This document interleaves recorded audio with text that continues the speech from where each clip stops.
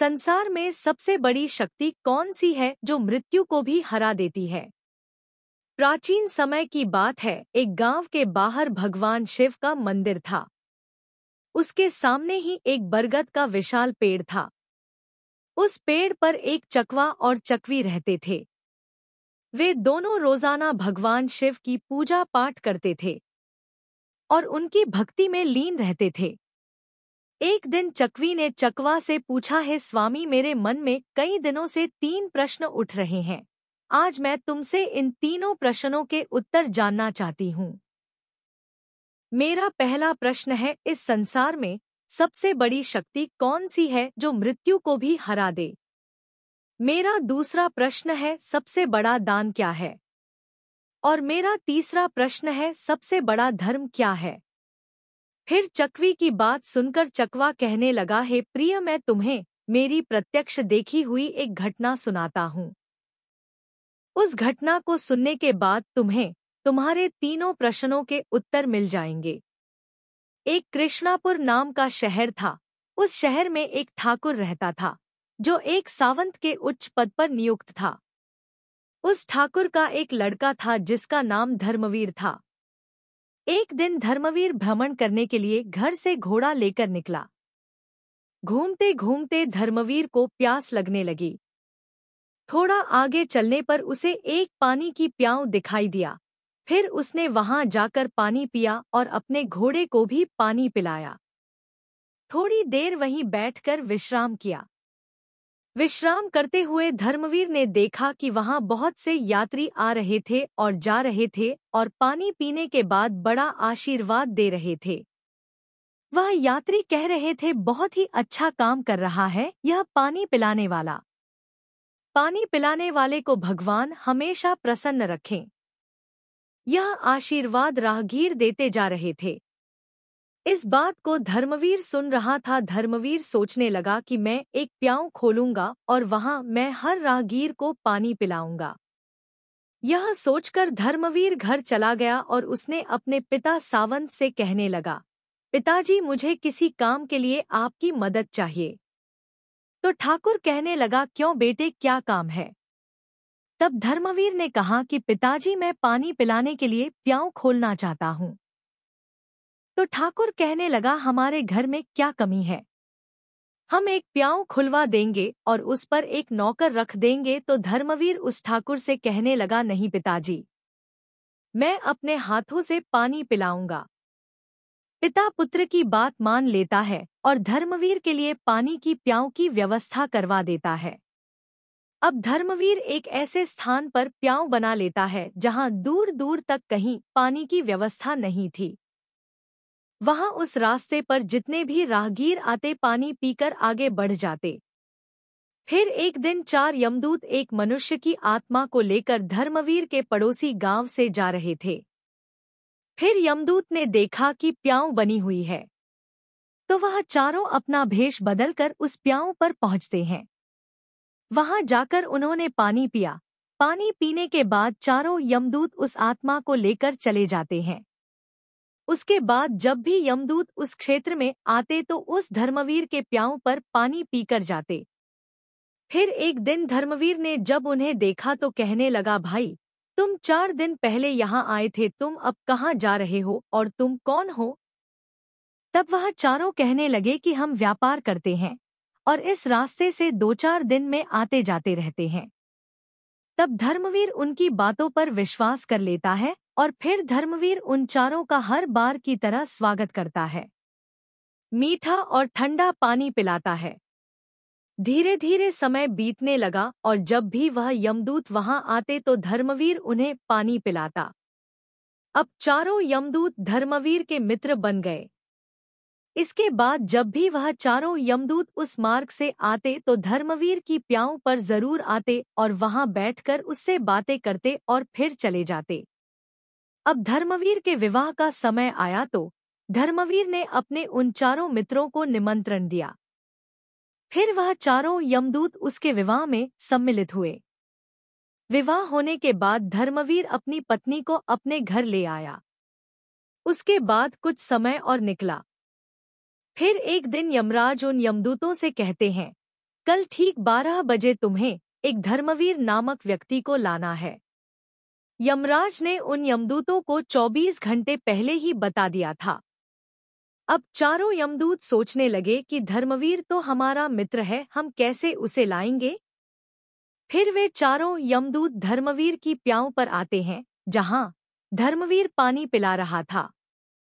वहां जाकर वे चारों दूत मनुष्य का रूप धारण करते हैं और धर्मवीर के पास आकर पानी पीते हैं। पानी पीने के बाद वे चारों रोने लग जाते हैं। तब धर्मवीर उन्हें रोता देखकर उनसे पूछता है, हे मित्रों, तुम सब क्यों रो रहे हो? तुम बताओ, मैं इस क्षेत्र के ठाकुर का पुत्र हूँ। अगर तुम्हें किसी ने सताया है तो मैं उसे दंडित जरूर करूंगा। फिर उनमें से कोई जवाब नहीं देता है। चारों एक दूसरे को देखने लगते हैं। उनमें से सबसे छोटा वाला यमदूत सबसे ज्यादा रो रहा था।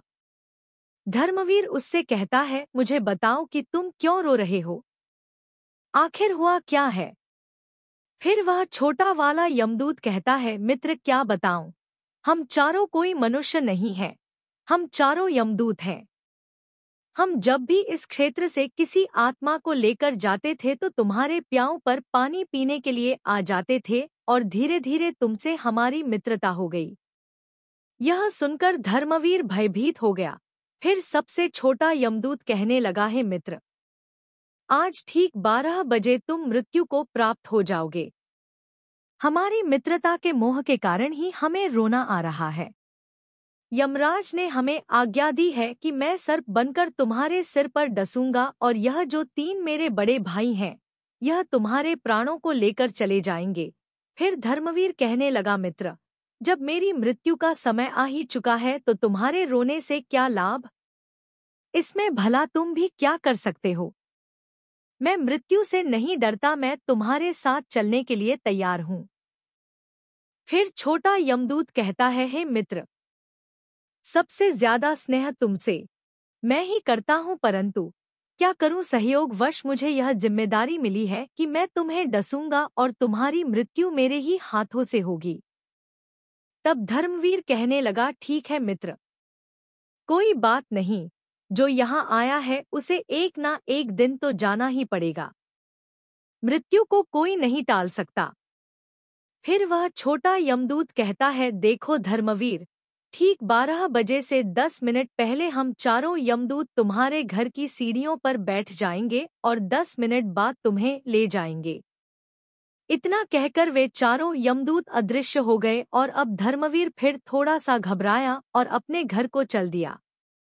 उसने रात को वह बात अपनी पत्नी से नहीं बताई और इंतजार करने लगा कि कब 12 बजेंगे, और जब 12 बजने का समय नजदीक आया तो वह छोटा वाला यमदूत सर्प का रूप धारण कर लेता है और सीढ़ियों पर जाकर बैठ जाता है। इधर धर्मवीर मन में विचार कर रहा था कि मैं थोड़ी देर में मरने वाला हूँ और मेरी नई नवेली पत्नी है, तो क्यों ना थोड़ी देर मैं अपनी पत्नी से बातें कर लूं, और यह सोचकर वह ऊपर के कमरे में जाने लगता है। अब उसे ऊपर जाने के लिए सीढ़ियों से होकर जाना था, जिन पर वह सर्प बैठा हुआ था।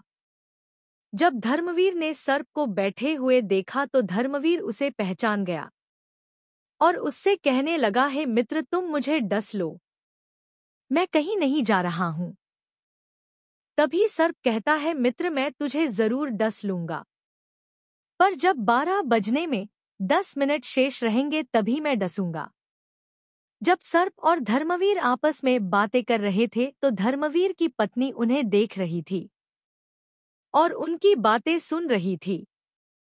धर्मवीर की पत्नी एक पतिव्रता स्त्री थी। उसका पतिव्रत धर्म उजागर हो गया और वह ईश्वर से प्रार्थना करने लगी, हे ईश्वर, मेरे विवाह को अभी 10 दिन का समय भी नहीं हुआ है और यह क्या घटित होने वाला है।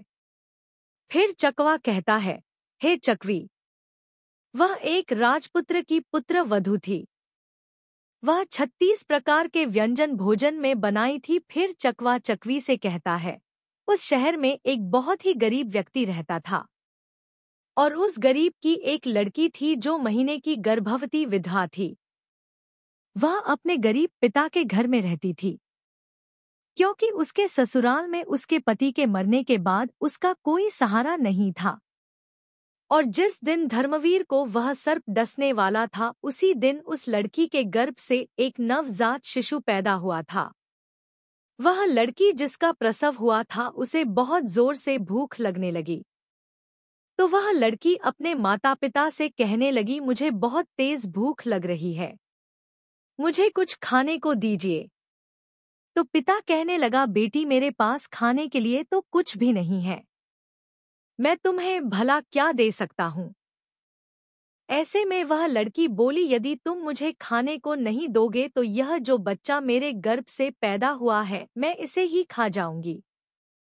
फिर चकवा कहता है, हे चकवी, प्रसूति के समय की भूख बहुत ही तेज होती है। जब उस गरीब व्यक्ति ने यह बात लड़की के मुंह से सुनी कि मैं इस बच्चे को खा जाऊंगी, तो वह पिता कहने लगा कि बेटी तुम रुको, मैं जाता हूँ, अगर कोई कुछ दे देगा तो मैं खाने के लिए अवश्य लेकर आऊंगा। उस लड़की का पिता भिक्षा मांगते हुए चला जा रहा था। जो कोई उसे देखता तो दरवाजा बंद कर देता। इस प्रकार चलते हुए वह व्यक्ति उसी ठाकुर के महल के पास आया, जहां पर धर्मवीर से काल सर्प बनकर बातें कर रहा था और उसकी पत्नी छत से उसे देख रही थी और ईश्वर से प्रार्थना कर रही थी। तभी वह मांगने वाला आवाज लगाता है, मुझे कोई भोजन दे दीजिए, मेरी लड़की को प्रसव हुआ है, उसने एक नवजात शिशु को जन्म दिया है और मेरे पास उसको खिलाने के लिए कुछ नहीं है। वह नवजात शिशु को ही खाने वाली है। जब यह बात धर्मवीर की पत्नी ने सुनी तो वह सोचने लगी कि कुछ समय बाद मेरा पति मर जाएगा और मैं विधवा हो जाऊंगी और मुझे अपने पति के साथ सती होना पड़ेगा, तो यह भोजन किस काम आएगा जो मैंने बनाया है। इस भोजन को मैं इस भिखारी को दे देती हूँ। फिर उसने वह भोजन उस गरीब व्यक्ति को दे दिया। तब भोजन को लेने के बाद वह गरीब व्यक्ति वापस अपने घर चला जाता है और जब तक धर्मवीर और सर्प बातें कर रहे थे, तब तक वह गरीब आदमी जाकर उस भोजन को अपनी लड़की को खिला देता है। 36 प्रकार के व्यंजनों को जब उस लड़की ने जी भर कर खा लिया तो पूछने लगी कि पिताजी, आज इतना अच्छा भोजन किसने दिया?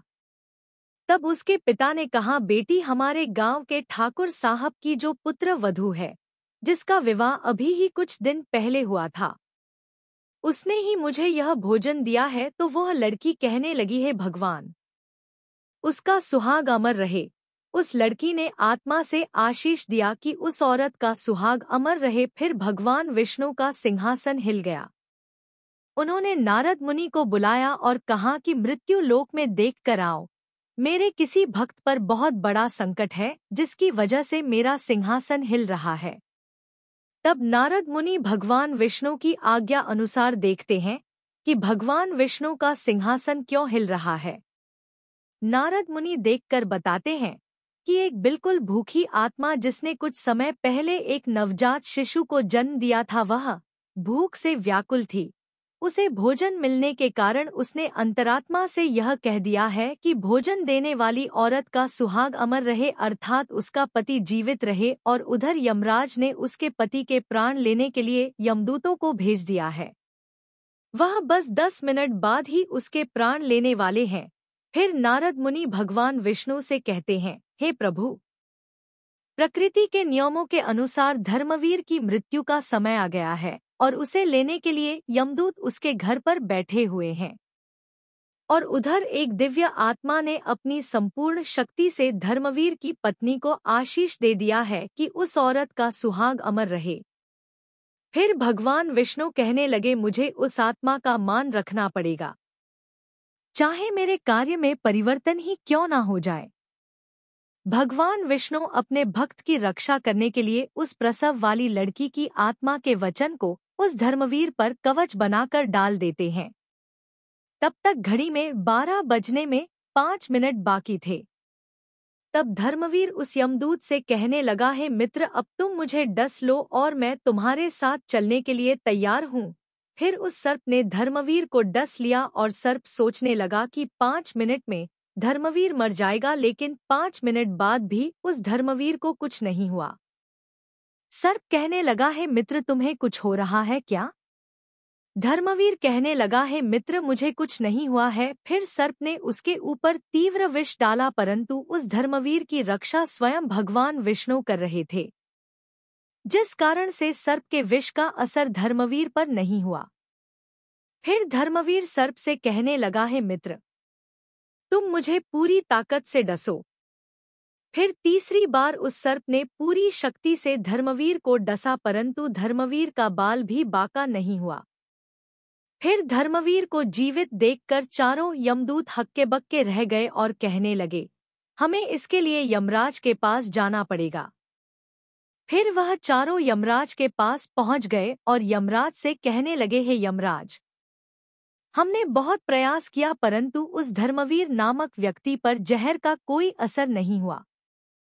फिर यमराज ने अपनी दिव्य दृष्टि से देखा, उस धर्मवीर के शरीर से 3 जगह से रक्त बह रहा है, लेकिन धर्मवीर को कुछ नहीं हुआ। तभी यमराज भगवान विष्णु के पास पहुंच जाते हैं और कहते हैं, हे प्रभु, मैं अपने पद से इस्तीफा देना चाहता हूँ। भगवान विष्णु कहने लगे, क्यों, क्या हुआ? तब यमराज कहने लगा कि प्रभु, प्रकृति के नियम में परिवर्तन हो गया। जिस व्यक्ति की मृत्यु का समय आया था, वह व्यक्ति 3 बार प्रहार करने से भी नहीं मर रहा है, इसका क्या कारण है? तब भगवान विष्णु समझाते हैं, हे यमराज, यह आत्मा की शक्ति है। फिर यमराज कहते हैं, हे प्रभु, यह आत्मा की शक्ति क्या होती है? तब भगवान विष्णु कहते हैं, यदि कोई व्यक्ति अपनी अंतरात्मा से किसी दूसरे व्यक्ति को आशीष या श्राप दे देता है, तो उसको झूठा करने की शक्ति मेरे अंदर भी नहीं होती है, चाहे फिर मुझे उसके लिए प्रकृति के नियमों में ही परिवर्तन क्यों ना करना पड़े।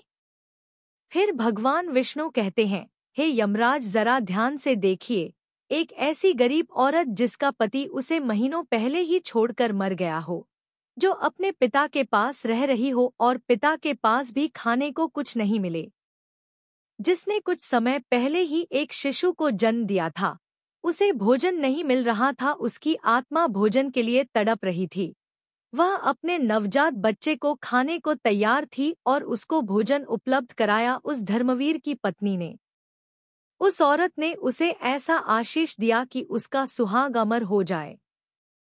मुझ में एकाग्र होकर जो व्यक्ति आशीष या श्राप देता है, मैं उसके वचन को कभी झूठा नहीं होने देता हूँ। हे यमराज, इसलिए तुम्हें धर्मवीर की आयु 100 वर्ष और बढ़ानी होगी। फिर सम्राज धर्मवीर की आयु को 100 वर्ष बढ़ा देते हैं। फिर चकवा कहता है, हे चकवी, तुम्हारा पहला प्रश्न था कि संसार में सबसे बड़ी शक्ति कौन सी है जो मृत्यु को भी हरा देती है, तो समझ लो, सबसे बड़ी शक्ति होती है आत्मा की शक्ति। यदि कोई व्यक्ति आत्मा से आशीर्वाद दे या श्राप दे तो उसे ईश्वर भी टाल नहीं सकता। तुम्हारा दूसरा प्रश्न था कि सबसे बड़ा दान क्या है, तो समझ लो, हमें अन्न का दान करना चाहिए। अन्न का दान सबसे बड़ा दान माना जाता है। भूखे को भोजन कराना सबसे बड़ा दान होता है। तुम्हारा तीसरा प्रश्न था कि सबसे बड़ा धर्म क्या है, तो समझ लो, जहाँ जिस चीज की आवश्यकता हो उस स्थान पर दिया गया दान सबसे बड़ा धर्म होता है, उससे बड़ा कोई धर्म नहीं होता। और जहाँ आवश्यकता है वहाँ आप दान दीजिए, उस समय उससे बड़ा कोई धर्म नहीं होता है। जहाँ पर आवश्यकता नहीं है उस समय आप दान कर रहे हो तो वह दान बड़ा नहीं होगा और फलीभूत नहीं होगा। बिना आवश्यकता के आपका लाखों रुपयों का दान भी बेकार चला जाएगा। जय श्री हरि विष्णु जी महाराज। वीडियो अच्छी लगी हो तो लाइक शेयर करें। ऐसे ही वीडियो को देखने के लिए हमारे चैनल को सब्सक्राइब जरूर करें। धन्यवाद।